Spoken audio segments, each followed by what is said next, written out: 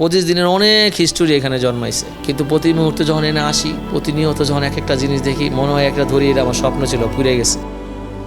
রাজধানীর হাজারীবাগে ভয়াবহ অগ্নিকাণ্ডে ভস্মীভূত হয়েছে জাহাঙ্গীরের 23 বছরের সাজানো ব্যবসা প্রতিষ্ঠান। জাহাঙ্গীর ছবিঘর নামের এই প্রতিষ্ঠানটি ছিল বহু বছর ধরে স্থানীয়দের কাছে পরিচিত এবং জনপ্রিয়। এখানে আমার যা ছিল 25 বছরের অর্জন সব পুরো ছাপা হয়ে গেছে। আমি 25 দিন দেখতেছি, আমি হয়তো 2-4 দিন দেখবো, আমি এরপর আইনের আশ্রয়ে যাব। জিনিস কাজ করার জিনিস ভালো, হাতিয়ার ভালো হবে, আমি কাজ করব। আর আমি অন্য 10টা ফ্রেমের দোকানের থেকে একটু আলাদা ছিলাম। আমার একটা স্বপ্ন ছিল বাংলাদেশে ফ্রেম তৈরিটাকে একটা শিল্পে রূপান্তরিত করব। জাহাঙ্গীর এখন অসহায় অবস্থায় দিন কাটাচ্ছেন এবং তার ভবিষ্যৎ অনিশ্চিত। তিনি সমাজের হৃদয়বান মানুষের কাছে সাহায্যের আবেদন জানিয়েছেন। অনেক কথাই বলতে পারবো, সারাদিন পারা যাবে। 25 দিনের অনেক হিস্টোরি এখানে জন্মাইছে, কিন্তু প্রতি মুহূর্তে যখন এনে আসি, প্রতিনিয়ত যখন এক একটা জিনিস দেখি, মনে হয় একটা ধরি এটা আমার স্বপ্ন ছিল, পুড়ে গেছে।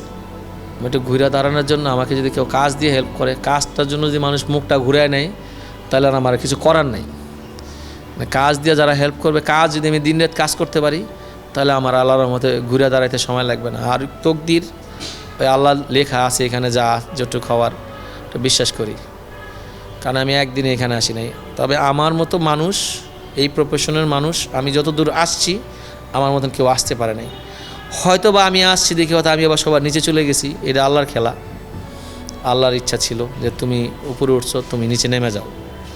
আবার যদি আল্লাহ আমার উঠায়, তাহলে আমি উঠবো, এর বেশি কিছু না।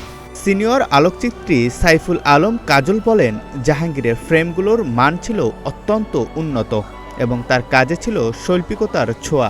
তার ফ্রেম ঘরে যে কোনো এক্সিবিশন, অনেকেই ফোন করে যে ভাই এক্সিবিশন করব, ফ্রেম প্রিন্ট কোথায় করাবো। তো নির্দ্বিধায় একটা নামই আসে, সবাইকে বলি যেটা জাহাঙ্গীর ফ্রেম ঘর।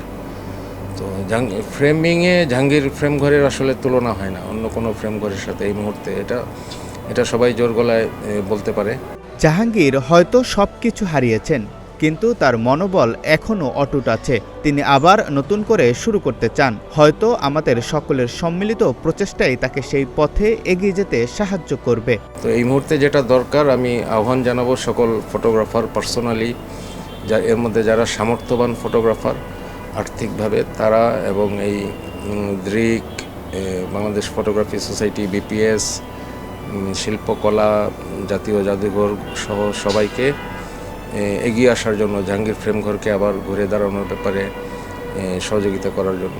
এই অগ্নিকাণ্ডের ঘটনায় শুধু জাহাঙ্গীরই নন, ক্ষতিগ্রস্ত হয়েছেন আরও অনেকে। জাকারিয়া রবিউল, প্রতিদিনের বাংলাদেশ।